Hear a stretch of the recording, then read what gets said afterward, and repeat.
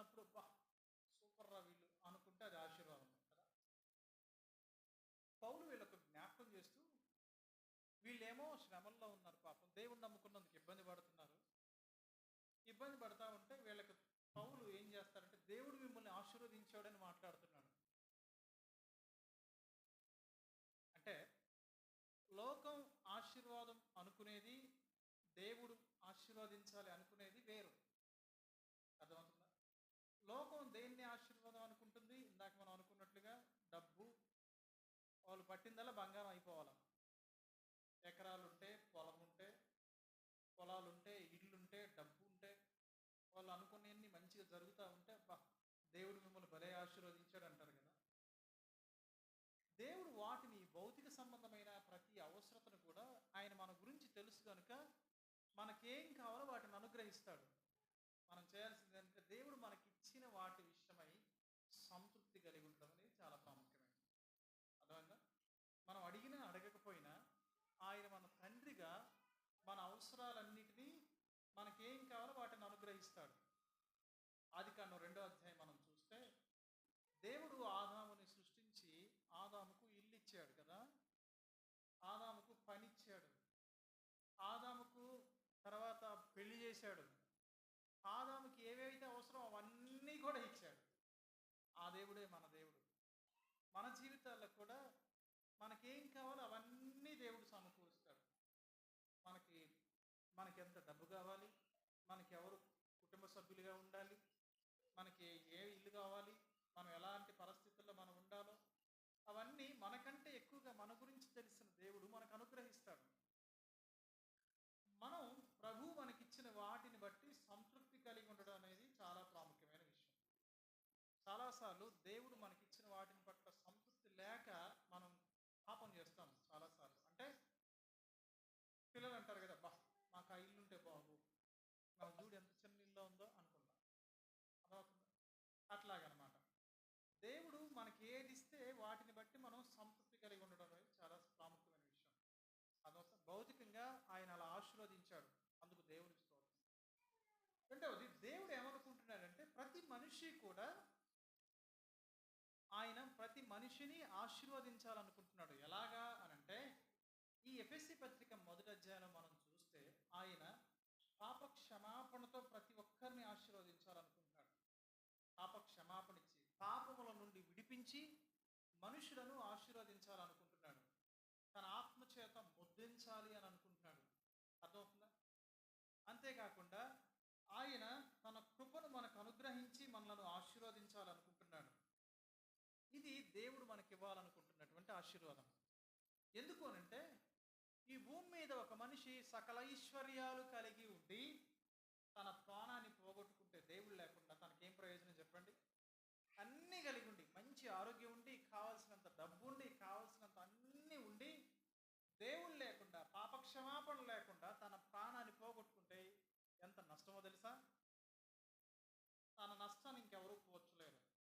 కానీ ఒకవేళ ఈ భూమి మీద తగినంత మాత్రం కలిగి ఉండి, ఉన్నదానిలో సంతృప్తి పడి, దేవుడిచ్చేటువంటి ఆత్మ సంబంధమైన ఆశీర్వాదాలైనటువంటి పాపక్షమాపణని, అర్థమవుతుందా, పాపం నుంచి విమోచనని, అంతేకాకుండా ఆయన ఇచ్చేటువంటి వాటిని కలిగి ఉండి తాను మరణిస్తే తాను ప్రభుతో ఉంటాడు.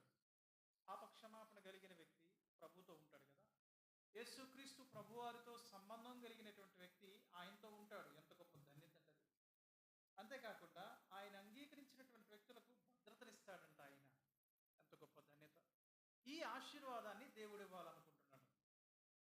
పౌలు వీళ్ళని ఎఫెసీ సంఘంలో ఉన్న విశ్వాసులతో అంటాడు, ఇదిగో మీరు చాలా ఐశ్వర్యవంతులు, దేవుడు మిమ్మల్ని ఆశీర్వదించాడు. కాబట్టి ఐశ్వర్యవంతులైన మీరు ఐశ్వర్యవంతుల్లాగా బ్రతకాలి. ఎలా బ్రతకాలంట? ఐశ్వర్యం కలిగిన వ్యక్తి ఐశ్వర్యం కలిగిన వాడిలాగా బ్రతకాలి. ఐశ్వర్యం కలిగిన వాడు అడుక్కునే వాళ్ళలాగా బ్రతికి ఎట్లా ఉంటుంది? వాల్యూ ఉంటుందా? వాల్యూ ఉండదు కదా. దేవుణ్ణి కలిగిన మనం, యేసుక్రీస్తు ప్రభువును కలిగిన మనం ఐశ్వర్యవంతులం. ఆ విషయాల గురించి మాట్లాడుతూ ఇక్కడ అంటాడు, ప్రభువు 3 రకాలైన సహాయాలు మనకు చేస్తాడంట. ఏం చేస్తాడు ఆయన? 3 రకాలైన సహాయాలు మనకు చేస్తాడు. వాటిని ఉపయోగించుకొని ఈ భూమి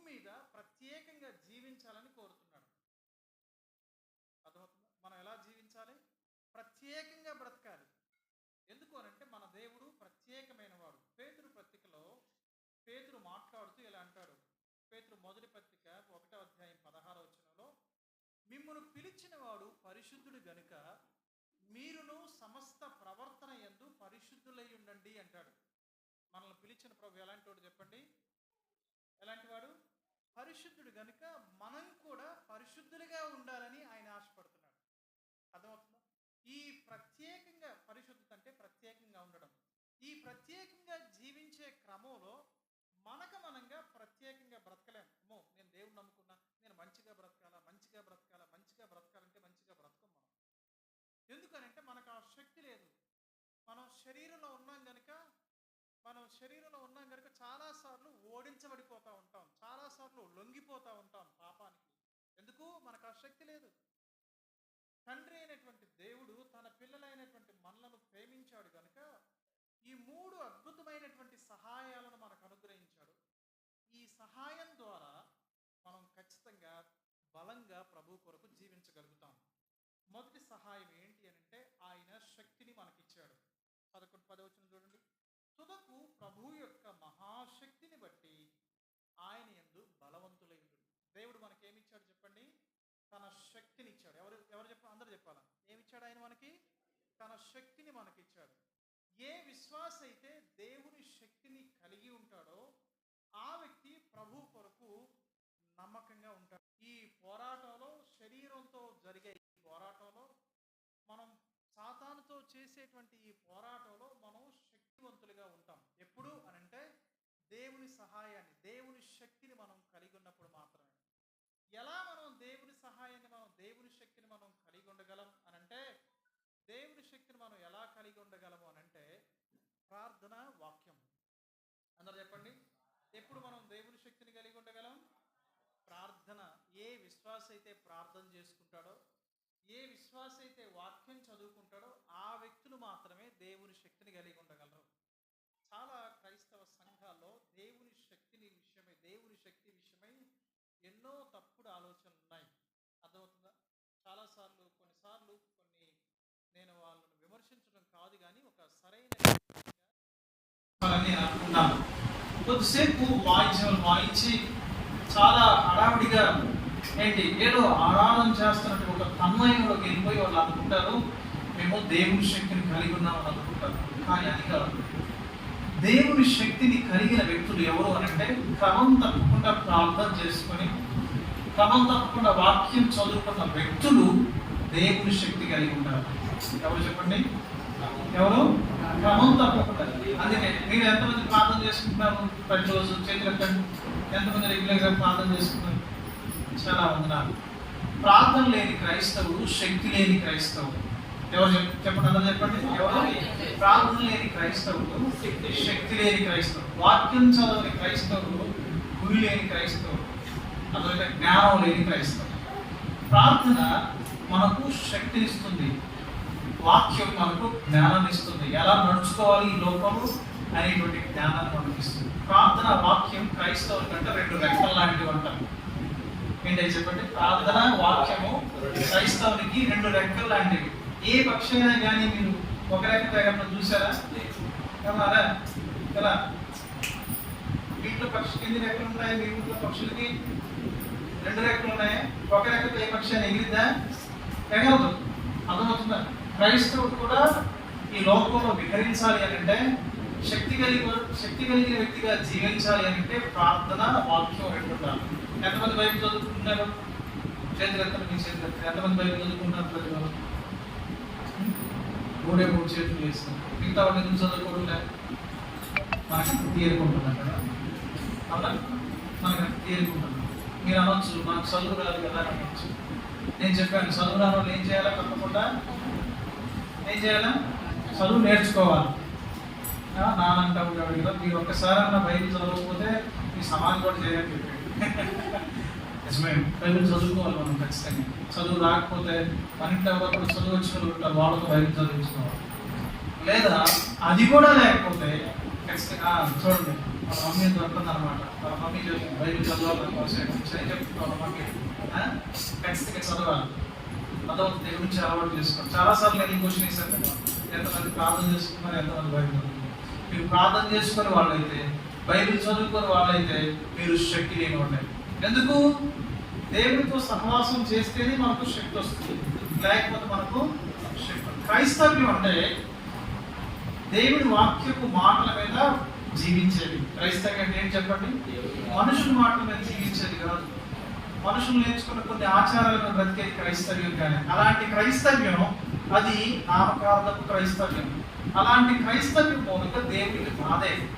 ఎవరు సంతోషపడతారంటే దేవుడి వాక్యాన్ని ఎవరైతే చదువుకుంటారో, ఎవరైతే ప్రార్థన చేసుకుంటారో వాళ్ళు మాత్రమే బలవంతులుగా ఉంటారు, వాళ్ళే దేవుడిని సంతోషపెడతారు. ప్రభు మనకి ఇచ్చిన మొదటి సహాయం తన శక్తి.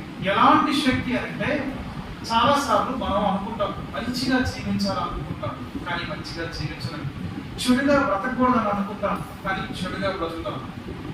కానీ ఒక వ్యక్తికి దేవుడు తన శక్తిని ఇస్తే ఎలాంటి పాపం నుంచి అయినా సరే ఆ వ్యక్తి విడుదల పొందగలరు. అదవుతుందా?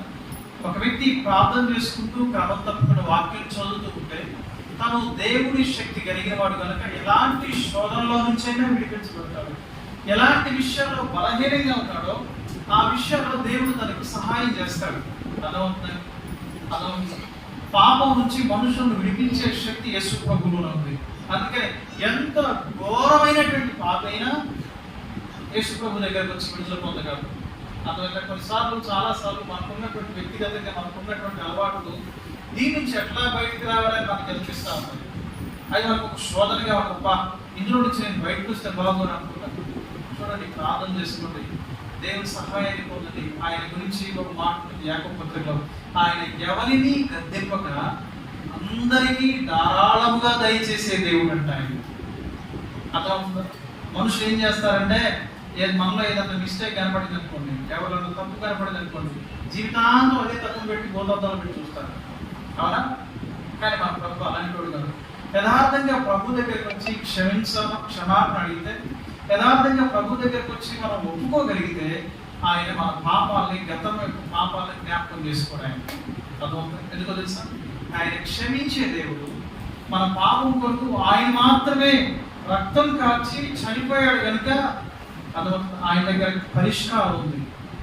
ఈ విషయాన్ని గమనించాలి. ప్రభు మనకిచ్చిన మొదటి సహాయం ఏంటి అంటే తన శక్తి. ఈ భూమి మీద నిజంగా ప్రభువును సంతోషపెట్టే క్రైస్తవుడిగా బ్రతకాలి అని అంటే మనకు దేవుని శక్తి కావాలి. అదవుతుందా? పౌలు రోమీయులకు రాస్తూ ఇట్లా అంటాడు, మొదటి అధ్యాయం 18-16 సువార్తను గురించి నేను సిగ్గుపడబోవడం కాను, అనగా నమ్ము ప్రతివానికి మొదట యూదునికి గ్రీసు దేశస్థునికి కూడా రక్షణ కలుగు చేయుటకు అది దేవుని శక్తి అయి ఉన్నది అని అంటాడు. మనల్ని రక్షించడానికి అదవుతుందా? దేవుని శక్తి స్వార్థలోనే ఉంది, ఈ వాక్యంలోనే ఉంది. అర్థమవుతుందా? లోకానికి ఎంతో మంది గొప్ప గొప్ప వాళ్ళు వచ్చారు, ఎన్నో మంచి మాటలు మనుషులకు చెప్పారు, కానీ వాళ్ళ ఏ మాటలు కూడా మనుషులను బాగు చేయలేదు. అదవుతుందా? ఎన్నో మంచి మాటలు చెప్పారు, కానీ మనుషులు బాగుపడ్డారా? లేదు. కానీ ఈ వాక్యాన్ని విని వాక్యానికి జీవితాన్ని వాక్యానికి లోబడేలాగా వాళ్ళు అప్పగించుకుంటే ఎంతో మంది రక్షించబడ్డారు. అందులో మీరు కూడా ఒకరు. అదవుతుంది. ఏం రక్షించింది మిమ్మల్ని? ఏది పాపం నుంచి విడిపించింది అంటే ఈ వాక్యమే, ఈ సువార్త. రక్షించబడ్డాం, మరలా వెనక్కి వెళ్ళిపోయాం, మరలా రక్షించడానికి మరలా ఈ వాక్యమే మనకు సహాయం చేస్తుంది. ఇది దేవుడు మనకి ఇచ్చిన మొదటి శక్తి, మొదటి సహాయం ఆయన శక్తి. యేసుక్రీస్తు ప్రభువుకు వేరుగా ఉండి మనం ఏం చేయాలని గుర్తుపెట్టుకోండి. దేవుడికి దూరంగా జీవించి దేవుడికి దూరంగా బ్రతికితే మనం ఏమి చేయలేము, మనం శక్తి లేని వాళ్ళు అయిపోతాం. అర్థమవుతుందా? ఈ విషయాన్ని గమనించాలి. రెండవది, మనం 11వ వచనంలో మనం చదువుకున్నాం కదా, 2వ చూడండి, మీరు అపవాది తంత్రములను ఎదిరించుటకు శక్తివంతులగినట్టు దేవుడిచ్చు సర్వాంగ కవచమును ధరించుకునండి. ఈ పోరాటంలో మనం పోరాడి ఈ లోకంతో, శరీరంతో, సాతానుతో పోరాడేటువంటి ఈ పోరాటంలో మొదటి దేవుడి సహాయం ఆయన శక్తి అయితే, రెండవది ఆయన ఇచ్చే సహాయం ఏంటి అంటే ఇక్కడ అంటాడు, దేవుడిచ్చు సర్వాంగ కవచాన్ని ధరించుకోండి అంటాడు. దేవుడు ఏమిస్తున్నాడంట? సర్వాంగ కవచం ఇస్తున్నాడంట. సర్వాంగ కవచం అనే మాట యుద్ధాలకు సంబంధించిన వాళ్ళు ధరించేటువంటి వస్త్రధారణ. ఎలాగైతే ప్రతి వ్యక్తి ఇన్స్టిట్యూషన్లో ఉండేవాళ్ళు వాళ్ళు ఒక రకమైన వస్త్రధారణ వేసుకున్నారు కదా. ఆ తర్వాత ఆటల్లో పాల్గొనే వాళ్ళు ఒక రకమైనటువంటి వస్త్రధారణ వేసుకున్నారు. అట్లాగే క్రైస్తవులుగా జీవించేటువంటి ఈ పోరాటంలో, క్రైస్తవులుగా జీవించే ఈ జీవితంలో మనకు లోకంతో, శరీరంతో, సాతానుతో ఎదురయ్యేటువంటి ఈ పోరాటంలో మనకు దేవుడిచ్చే సర్వాంగ కవచమే అవసరం. ఏంటి ఆ కవచం ఉన్నటువంటి విషయాలు అంటే మనం కింద వచనంలో చదువుతాము. అంటాడు 14వ వచనంలో, మీ నడుముకు సత్యం అనే దట్టి కట్టుకోండి అంటాడు, నీతి అనే మైమరు తొడుక్కోండి అంటారు, పాదములకు సమాధాన స్వార్థ వలనైన సిద్ధ మనసు అనే జోడు తొడుక్కోండి అంటారు. తర్వాత విశ్వాసం అనే డాలు పట్టుకోండి అంటాడు. తర్వాత రక్షణము శిరస్త్రాణం ధరించుకోండి అంటాడు. తర్వాత దేవుని వాక్యం అనే ఆత్మ ఖడ్గము ధరించండి అని అంటారు. ఎన్నున్నాయి ఇందులో? లెక్క పెట్టారు. మీ సూపులు ఉన్నాయి కానీ మీ ఆలోచనలు ఇక్కడ ఎన్ని చెప్పాను నేను మరలా చదువుతాను, మీరు లెక్క పెట్టాలి. దేవుడిచ్చే సర్వాంగ కవచంలో ఇందులో కొన్ని వస్తువులు ఉన్నాయి, కొన్ని వస్తువులు చదువుతాను చూడండి. సత్యం అనే దట్టి కట్టుకోండి అంటాడు, నీతి అని మైమరువు ధరించుకోండి అంటాడు, పాదములకు సమాధాన సువార్త వలనైన సిద్ధ మనసున జోడు తొడుక్కోండి అంటాడు. తర్వాత విశ్వాసం అనే డాలు పట్టుకోండి అని అంటాడు. తర్వాత రక్షణను శిరస్త్రాలు ధరించుకోండి అని అంటాడు. తర్వాత దేవుని వాక్యం అనే ఖడ్గము ధరించండి. ఏంటంటే ఈ 6 దేవుడు మనకి ఉచితంగా ఇచ్చాడంట. ఎవరిచ్చారు ఇవి? వినండి, మీకు అర్థమయ్యేటట్టు చెప్తాను. సత్యం అనే దట్టి అంటే బెల్ట్ కదా. సత్యం అనే దట్టి ధరించండి అంటాడు. యేసుక్రీస్తు ప్రభువుని గురించి మాట్లాడుతూ ఇలా అంటాడు, ఆయన అంటాడు ఒక చోట, నేనే మార్గము సత్యము జీవమును అంటాడు. అర్థమవుతుందా? నీ వాక్యాన్ని గురించి మాట్లాడుతూ యోహాను సువార్తలో నీ వాక్యమే సత్యము అని అంటాడు. వినండి, సత్యము యేసుక్రీస్తు ప్రభు, గుర్తుపెట్టుకుని జాగ్రత్త. రెండవది ఇక్కడ అంటాడు నీతి అనే మైమరువు. ఒక ప్లేట్ అప్పుడు యుద్ధం చేసేటువంటి వ్యక్తులు ఎదురుగా శత్రువులు వేసేటువంటి బాణాలు తగలకుండా ఎదురుగా ఒక బలమైనటువంటి వస్త్రాన్ని ధరిస్తారు. అప్పుడు దాన్ని మైమరువు అంటారు. దాన్ని అంటారు నీతి. బైబిల్లో ఇలా అంటాడు, యేసుక్రీస్తు ప్రభువు మన నీతి అని అంటాడు. యేసు ప్రభు ఎవరంట? మన నీతి. ఆయన తన నీతిని మనకి ఇచ్చాడు. ఓకేనా? సత్యం ఎవరు? యేసు ప్రభు వారే. నీతి ఎవరు? యేసు ప్రభు వారే. తర్వాత చూడండి ఇక్కడ 14-15 పాదములకు సమాధాన సువార్త వలనైన సిద్ధ మనసు అనే జోడు. సువార్తలో అత్యంత ముఖ్యమైన వ్యక్తి యేసు ప్రభువే. మనం ఇందాక రోమపత్రిక 1వ అధ్యాయం మనం చదువుకున్నాం కదా. సువార్తలో దేవుని శక్తి, దేవుని నీతి రెండు ఉన్నాయి. అదవుతుందా? సువార్తలో ప్రాముఖ్యమైన వ్యక్తి యేసు ప్రభువే. నువ్వు ఎవరికైనా సువార్త చెప్తున్నావు అంటే అర్థమైంది, ఎవరి గురించి చెప్తున్నావు? యేసు ప్రభువుని గురించి చెప్తున్నావు. ఎవరైనా సరే, అరే నువ్వు చుట్ల మానరా, సిగరెట్లు మానరా అంటే అది సువార్త కాదు. అర్థమవుతుందా? సువార్త కాదు. ఏది సువార్త? యేసుక్రీస్తు ప్రభువుని గురించి నువ్వు ప్రకటించేదే సువార్త. ఏంటి ప్రకటించాలా? యేసు ప్రభు ఎంత గొప్ప దేవుడో ప్రకటించాలా, ఆయన ఒక అవసరం ఏంటో అది ప్రకటించాలా. అర్థమవుతుందా? అంతేకాకుండా యేసుక్రీస్తు ప్రభువు ఒక వ్యక్తి కొరకు ఏం చేశాడనేది ప్రకటించాలి.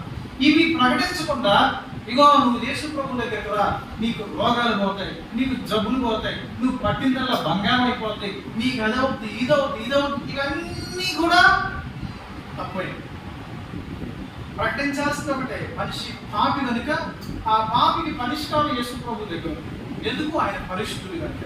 మానవుని పాపం కొరకు ఆయనే కల్వరిశిలో రక్తమంతా కార్చాడు. అదవుతుందా? చనిపోయాడు, తిరిగి లేచాడు. పరిశుద్ధుడిగా జన్మించి పరిశుద్ధుడిగా జీవించి ఏ నేరం చేయకుండా అన్యాయంగా నా పాపం కొరకు ఆయన చనిపోయి తిరిగి లేచాడు. ఇది సువార్త. ఈ విషయాన్ని నువ్వు నమ్మితే నీకు రక్షణ. నేను చెప్తున్నా, ఏంటి సువార్త? ఏంటి సువార్త? యేసుక్రీస్తు ప్రభువుని గురించిందే సువార్త. యేసుక్రీస్తు ప్రభు పరిశుద్ధుడు, ఆయన జన్మ, ఆయన జీవితం పరిశుద్ధమైంది. అది ఆయన తప్పేం చేయకపోయినప్పటికీ నీ పాపం కొరకు శిలువలో రక్తమంతా కాచి నీ కొరకు చనిపోయి తిరిగి లేచాడు. ఇదే సువార్త. అంతే. నీవు పాపివి కనుక యేసుక్రీస్తు ప్రభు నీకు అవసరం. పాపి అయిన నీవు యేసు ప్రభు దగ్గరికి వచ్చి నన్ను క్షమించు అని అడిగితే ఏం చేస్తాడు? ఆయన క్షమిస్తాడు. ఆయన రక్తంలో నీ ప్రతి పాపాన్ని కడుగుతాడు. అర్థమైందా? అదే సువార్త. సువార్తలో ఎవరున్నారు? సత్యం ఎవరు?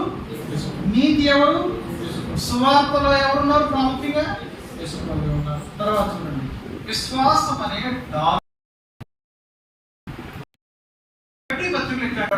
విశ్వాసములకు కర్తయు దాన్ని కొనసాగించువాడు అయిన యేసు వైపు చూచుచు. విశ్వాసానికి కర్త ఎవరు చెప్పండి?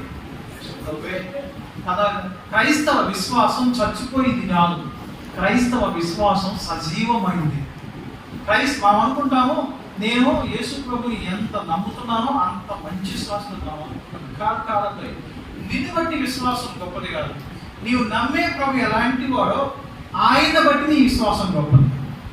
నువ్వు చచ్చిపోయిన వ్యక్తిని విశ్వసిస్తే నీ విశ్వాసం చచ్చిపోయింది. సజీవుడైన దేవుడు నువ్వు విశ్వసిస్తే నీ విశ్వాసం సజీవమైంది. అదవుతుంది. విశ్వాసానికి కర్త ఎవరు? యేసు ప్రభువే. తర్వాత అంటాడు రక్షణను శిరస్త్రాణం. రక్షణకు కర్త యేసు ప్రభువే. తర్వాత దేవుని వాక్యం కూడా ఆయనే. వినండి, దేవుడిచ్చే సర్వాంగ కవచంలో అత్యంత ప్రాముఖ్యమైన వ్యక్తి ఎవరున్నారు? యేసు ప్రభువే. వినండి, యేసుక్రీస్తు ప్రభువును అంగీకరించిన వాళ్ళు ఆయన్ను ధరించిన వాళ్ళు. ఆయన అంగీకరించిన వాళ్ళు ఎవరు చెప్పండి? వారిలో ఆయన నివాసం చేస్తున్నాడు. అర్థమైందా? ఈ సర్వాంగ కవచంలో అదృశ్యుడైన దేవుడు ఉన్నాడు కదా. నువ్వు రక్షించబడితే యేసుక్రీస్తు ప్రభువును కలిగి ఉన్నావు. అదొక రెండవ బహుమానం. రెండవ దేవుడిచ్చేటువంటి సహాయం ఆయనే. ఎవరు? యేసుక్రీస్తు ప్రభువే. తర్వాత మూడవ సహాయం అక్కడ 18 వచ్చినప్పుడు ఆత్మ వలన ప్రతి సమయమందు ప్రతి విధమైన ప్రార్థనలను విజ్ఞాపన చేయొచ్చు. ఆ విషయమై సమస్త పరిశుద్ధుల నిమిత్తము పూర్ణమైన పట్టుదలతో విజ్ఞాపన చేయొచ్చు. మెలకుగా ఉండుడి. ఇక్కడ 18 వచ్చిన పరిశుద్ధాత్మ దేవుడు. ఎవరు చెప్పండి? పరిశుద్ధాత్మ దేవుడు. 3 సహాయాలు మనకున్నాయి. మొదటిది దేవుని శక్తి, రెండవది యేసుక్రీస్తు ప్రభువు అనే, మూడవది పరిశుద్ధాత్మ దేవుడు. ఈ 3 సహాయాలు మనకున్నాయి. మనం ఒంటరి వాళ్ళం కాదు. క్రైస్తవుడు ఒంటరి వాడు కాదు. క్రైస్తవుడికి ఎవరితో ఉంది? ఎవరి సహాయం చెప్పండి? దేవుడి తోడే ఉంది. చాలా సార్లు ఈ రోజు మనుషులు దేవుడి సహాయం కోసం, దేవుడి తోడు కోసం పరితపిస్తున్నారు. మనుషులు రక్షించబడిన దేవుడి బిడ్డలుగా నువ్వు రక్షించబడితే, నువ్వు యేసుక్రీస్తు ప్రభువును అంగీకరిస్తే నేను ఎంత ధన్యుడో తెలుసా? దేవుని తోడు నీతో ఉంది. ఆయన అన్నాడు, సదాకాలము నేను మీతో కూడా ఉంటాను అన్నాడు. ఆయన దావి అందుకే అంటాడు, గాఢాంధకారపు లోయలో నేను సంచరించిన ఏ అపాయానికి భయపడను అన్నాడు. యేసు ప్రభువును నమ్మితే ఏ పాస్టర్ అయినా నువ్వు దేవుణ్ణి నమ్ముకుంటే నీకున్న రోగాలు అన్ని, జబ్బులు, సమస్యలు అన్ని పోతాయంటే అర్థం. కానీ యేసు ప్రభువును నమ్మితే నీవు నడిచేటువంటి ప్రతి ఆ మార్గం అది ఎంత కష్టమైందా అందులో ప్రభు ఉంటాడు. కష్టాలు రావు, శ్రమలు రావు ఆయన ఎప్పుడు చెప్పలేదు. కానీ నువ్వు కష్టాల్లో ఉన్నా, నష్టాల్లో ఉన్నా, ఎలాంటి పరిస్థితుల్లో ఉన్నా నీతో పాటు ప్రభు ఉంటాడు. ఎంత గొప్ప విషయం. క్రైస్తవ యేసు ప్రభు లేకుండా ప్రయాణం చేసేవాడు దిక్కు లేనివాడు, ఏ తోడు లేనివాడు, నిరీక్షణ లేనివాడు. నీవు దేవుడి బిడ్డమైతే ఆయన నీతో ఉన్నాడు. ఆయన తన సహాయం, తన శక్తిని, అంతే తన ఆత్మను, పరిశుద్ధాత్మ దేవుడు నీతో ఉన్నాడు. ఏం చేస్తాడు ఆయన? యోహాను సువార్త 14వ అధ్యాయం మనం చదివితే అక్కడ మనకు కనిపిస్తుంది. చూడండి ఒకసారి. పరిశుద్ధాత్మ దేవుడు ఏం చేస్తాడు? ఆయన 16వ అధ్యాయం 8వ వచనం చూడండి. ఆయన వచ్చి పాపమును గూర్చి, నీతిని గూర్చి, తీర్పును గూర్చి లోకమును ఒప్పుకొన చేస్తాడు. నిజంగా నేను పరిశుద్ధాత్మ దేవుడు నివాసం చేస్తూ ఉంటే నువ్వు పాపం చేస్తున్నప్పుడు నిన్ను హెచ్చరిస్తాడు ఆయన. నువ్వు తప్పు చేస్తున్నావు, ఇది సరైనది కాదని నిన్ను హెచ్చరిస్తాడు. దేవుడు పరిశుద్ధుడు కనుక పరిశుద్ధంగా జీవించాలని హెచ్చరిస్తాడు ఆయన. అర్థమవుతుందా? పరిశుద్ధాత్మ దేవుడు జీవితంలో లేనివాడు, ప్రభువు లేని వ్యక్తులు వారి జీవితాలు ఆయన పాపాన్ని గురించి ఒప్పింపజేయడు కనుక పాపాన్ని ధైర్యంగా చేస్తూ బ్రతుకుతాడు. పరిశుద్ధాత్మ దేవుడు ఏం చేస్తాడు చెప్పండి? పాపాన్ని హెచ్చరిస్తాడు. నీతిగా బ్రతకడానికి ఆయన సహాయం చేస్తాడు. నీ జీవితం నిన్ను ఆదరిస్తాడు ఆయన. 14:15 వచ్చినట్టు, నేను తండ్రిని వేడుకుంటున్నాను, మీ వద్ద ఎల్లప్పుడూ ఉండుటకై ఆయన వేరొక ఆదరణకర్తను పంపిస్తాడు. పరిశుద్ధాత్మ దేవుడు నిన్ను ఆదరిస్తాడు ఆయన, నిన్ను సరి చేస్తాడు ఆయన, నీతో పాటు కలిసి ప్రయాణం చేస్తాడు. ఒక ఆయన విశ్వాసి పాపం చేస్తే దేవుడు అంటే బాధపడతాడు. ఏం చేస్తాడు ఆయన? విశ్వాసి పాపం చేస్తే ఏం చేస్తాడంటే ఆయన బాధపడతాడు ఆయన. అదో నువ్వు శ్రమలకుండా, కష్టాలకుండా, ఇబ్బందులకు వెళ్తే ఆయన నిన్ను ఆదరించేటువంటి దేవుడిగా ఉన్నాడు ఆయన. ఒంటరి వాడు కాదు క్రైస్తవుడు, రక్షించబడిన మనం ఒంటరి వాడు కాదు, శక్తి లేని వాడు కాదు. శక్తి లేని వాడిగా ఎందుకుంటున్నావు అంటే ఆయన సహాయం కోరడం లేదు కాబట్టి. ఎందుకు ప్రతి పాపానికి ఓడిపోతున్నావు అంటే నీకు ఆయన తోడు లేదు కాబట్టి, ఆయనతో నీకు సహాసం లేదు కాబట్టి. ఎందుకు నువ్వు నిరీక్షణ లేని వాడిగా బ్రతుకుతున్నావు అంటే ఆయనతో నీకు సంబంధం లేదు కాబట్టి. క్రైస్తవుడు అయిపోయేది ఆయనతో సంబంధం లేని వాడిగా, ఆయన దూరంగా బ్రతుకుతున్నావు కనుక పాపం చేత ఓడించబడుతున్నావు, శ్రమలో ధైర్యాన్ని కోల్పోతున్నావు, నిరీక్షణ కోల్పోతున్నావు. అదో మనం ధైర్యంగా ఎప్పుడు ఉండగలమంటే, ఎప్పుడు బలంగా మనం ఉండగలమంటే దేవుని శక్తి, దేవుని సహాయం మనకు ఉన్నప్పుడే. అదవుతుందని చెప్పి మాట. ఎన్ని సహాయాలు ఉన్నాయి మనకి? ఎన్ని? 3. ఏంటి వాటి? ఒకటి దేవుని శక్తి మనకు సహాయం, తర్వాత యేసుక్రీస్తు ప్రభువు మనకు సహాయకుడిగా ఉన్నాడు ఆయన. అంతేకాదు పరిశుద్ధాత్మ దేవుడు మనకు సహాయకుడు. మన ఒంటరి వాళ్ళకు కాదు. మన సమస్యల్లో ఉన్నామా? ప్రభు ఈ సమస్యలో నాకు సహాయం చేయి, నీ జ్ఞానాన్ని నాకు ఇవ్వాలంటే ప్రభు మనకు సహాయం చేస్తాడు. పాపంలో ఓడించబడ్డాను ప్రభు, ఇగో నేను ఈ పాపంలో ఓడించబడ్డాను, నాకు సహాయం చేయండి. ఆయన పాపం నుంచి విడిపించగలుగుతాడు. రక్షించబడి విశ్వాసంలో వెనక్కి వెళ్ళిపోయామా? ప్రభు ఇగో నన్ను బయటకు తీసుకురా. ఇక్కడ అంటాడు ఈ ఎఫెసీ పత్రిక మనం చదువుకున్నటువంటి మాటలో ఆయన శక్తి కలిగినోడే. అక్కడ అంటాడు చూడండి, ఎఫెసీ పత్రికలో మనం చదువుకున్న మాటలు ఏమో ఒకసారి చూద్దాం. ప్రాబ్లం ఎక్కడ వస్తుందంటే, శక్తి కలిగిన దేవుడు క్రైస్తవుడైనటువంటి నీతో ఉండగా, శక్తి కలిగినటువంటి దేవుడు నీతో ఉండగా ఎందుకు ఓడిపోతున్నావు, ఎందుకు లొంగిపోతున్నావు, ఎందుకు ఆదరణ కోల్పోతున్నావు, ఎందుకు నిరీక్షణ కోల్పోతున్నావు అంటే ఇక్కడ మనం చదువుతాం 10వ వచనం వల్ల, ప్రభు యొక్క మహాశక్తిని బట్టి ఆయన యందు నీ బలవంతులై ఉండి. ఎప్పుడు బలవంతులుగా ఉంటాం? ఆయన యందు ఉంటే. ఆయన శక్తి కలిగినోడే. నీవు ఆయనతో ఉంటేనే బలవంతుడిగా ఉంటావు, ఆయనతో లేకపోతే నువ్వు బలవంతుడిగా ఉండవు. అదవుతుందా? యోహాను సువార్త 15 ఆయన నిలిచి ఉండుడి అని మాట్లాడతారు. అదవుతుందా? ఎప్పుడు మనం శక్తివంతులుగా ఉంటాం? ఆయన యందు ఉన్నప్పుడు మాత్రం. అదవుతుందా? ఈరోజు నా ప్రశ్న, ప్రభుత్వ సహవాసం లేక ఎంతకాలమైనది? ప్రార్థన చేసుకోక ఎంతకాలమైంది? వాక్యం చదువుకోక ఎంతకాలమైంది? దేవుడు తన శక్తిని సమృద్ధిగా మనకి ఇవ్వడానికి ఆయన సిద్ధంగా ఉన్నాడు. ఆయన ఆదరించడానికి, ధైర్యాన్ని ఇవ్వడానికి ఆయన సిద్ధంగానే ఉన్నాడు. కానీ మనమే ఆయనలో ఉండటం లేదు, మనం ఆయనలో నిలిచి ఉండడం లేదు. మనం అందుకే శక్తి లేని వారిగా ఉంటున్నాం.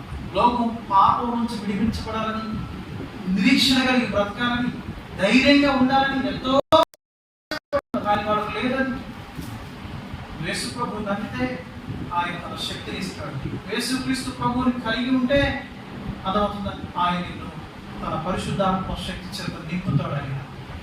ఆయన నిన్ను ధైర్యపరుస్తాడు, ఆదరిస్తాడు, పాపం నుంచి నిన్ను విడిపిస్తాడు, ప్రభు కొరకు ప్రత్యేకంగా జీవించడానికి సహాయం చేస్తాడు. ప్రశ్న ఏంటంటే, సమస్య ఏంటంటే నీవు ఆయన ఉండడమే సమస్య. ఏం చెప్పండి? ఏంటి సమస్య? మనం ఆయన ఎందుకు నిలిచుండడమే సమస్య. ఆయన అంటాడు 15వ అధ్యాయంలో గట్టిగా పంచుకోవాలి, నా యందు మీరు మీ యందు నా మాటను నిలిచి ఉండి ఎడలా అంటాడు.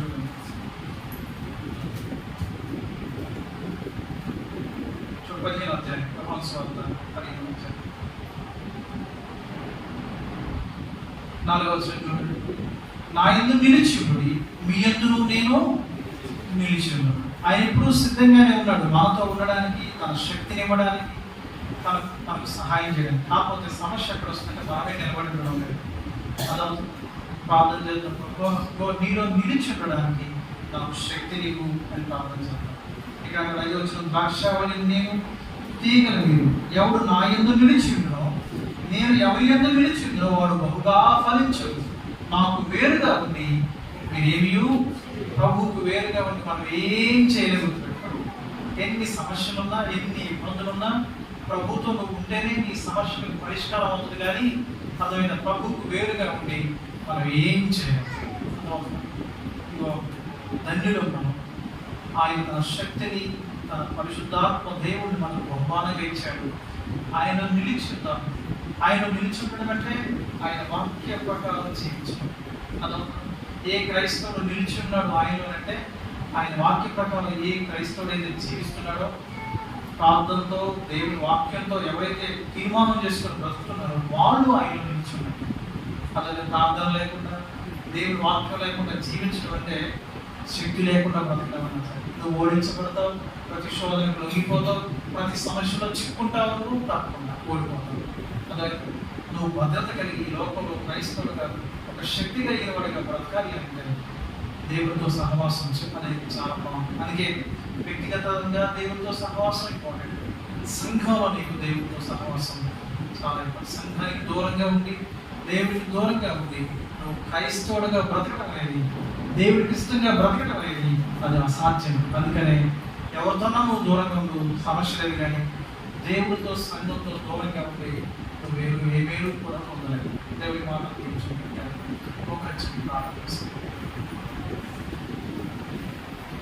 ప్రార్థన చేస్తున్నాం. ఒక నిమిషం మనం ఆలోచిద్దాం.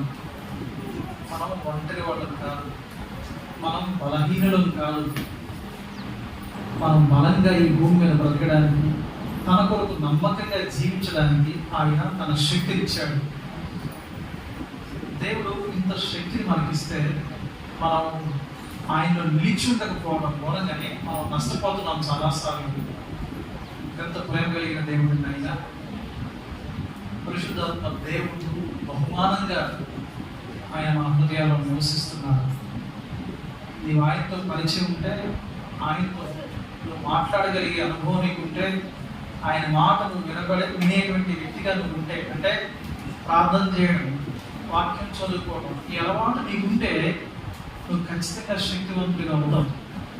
సంఘంతో సంబంధం లేకుండా, దేవుడితో, దేవుడి వాక్యంతో సంబంధం లేకుండా ఎలా జీవిస్తారు క్రైస్తవులు చెప్పండి. ఎందుకంటే మీ కొందనాలు ప్రేమించి ఇచ్చిన సమయాన్ని బట్టి మీకు స్తుతులు చెల్లిస్తాను. అయినా మీరు మాకు అనుగ్రహించిన అద్భుతమైన మీ సహాయాన్ని బట్టి మీకు పొందనాలు. శరీరంలో మేము జీవించినంత కాలం ఏదో పాపం చేత లొంగిపోతూ ఉంటాం, ఓడిపోతూ ఉంటాం. మేము ఏ విషయంలో కూడా లొంగిపోకుండా, ఓడిపోకుండా మీ శక్తిని మాకు అనుగ్రహించండి, మీ సహాయాన్ని మాకు అనుగ్రహించండి. జ్ఞాపకం చేసుకుంటాడు. బలహీనమైన మమ్మలను క్షమించి మీ రక్తధారలో కడిగి పవిత్రపరచమని ప్రార్థిస్తున్నాం. మీకు ఇష్టమైన బిడ్డలుగా మేము బ్రతకడానికి సహాయం చేయండి. నమ్మకస్తులుగా బ్రతకడానికి సహాయం చేసి నడిపించుకోండి. తీసుకొచ్చిన బిడ్డలు బట్టి మీకు వందనాలు. బిడ్డల జీవితాల్లో మీరు చేస్తున్న కార్యాలను బట్టి మీకు వందనాలు. రక్షించబడి దిగజారిపోయినటువంటి బిడ్డల కొరకు ప్రార్థిస్తాం. వారిని లేవనెత్తని ప్రభావం ఆయన యవనస్తులైనటువంటి కుటుంబాలకు ప్రార్థిస్తున్నాం. వారిని స్థిరపరచండి. కుటుంబ యజమానుల కొరకు ప్రార్థిస్తున్నాం ప్రభావ. వారిని రక్షణలోనికి నడిపించండి. నామకార్థ క్రైస్తవ జీవితం నుంచి విడిపించి వారిని రక్షించమని వేడుకున్నాం. మీ సన్నిధి పట్ల భయము, భక్తి, ఆశ, ఆసక్తిని కలిగించమని ప్రభావ. అలాంటి బిడ్డలతో మాట్లాడండి. ఎవరైనా బలహీనంగా ఉండి రాకపోతే వారిని మీరే స్వస్థపరిచి సంపూర్ణమైనటువంటి ఆరోగ్యాన్ని మీరు అనుగ్రహించమని ప్రార్థన యేసయ్య నామములో అడిగి పెట్టుకుంటున్నాం తండ్రి. తండ్రి దేవుడి ప్రేమ, పరిశుద్ధాత్మ దేవుడి సహవాసం అందరికీ సదాకాలం తోడే నడిపించింది కనుక ఆమేన్.